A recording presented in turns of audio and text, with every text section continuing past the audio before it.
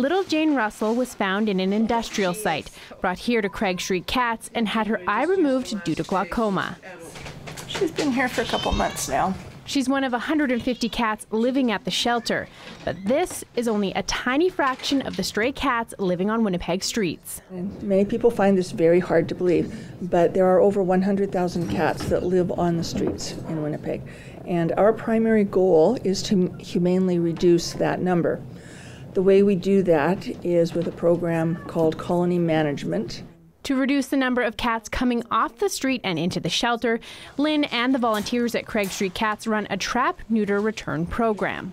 Right now we have 40 people managing over 500 cats throughout the city. Colony managers also provide winter shelter and food for feral cats, which are cats that have never had a home or were once domesticated but have returned to a wild state. Social cats and kittens are brought here to the shelter for adoption. I discovered very quickly that it was a much bigger problem than I had originally thought, and now I'm working to put myself out of business. Unfortunately, I have great job security. Since moving Craig Street Cats from her own home to their current space near Polo Park Mall, there have been a number of roadblocks. Major street construction and very little foot traffic have affected adoptions. And when the landlord declined to renew the lease, the shelter was left scrambling to find a new home. They have found a new location, but the cost is not cheap.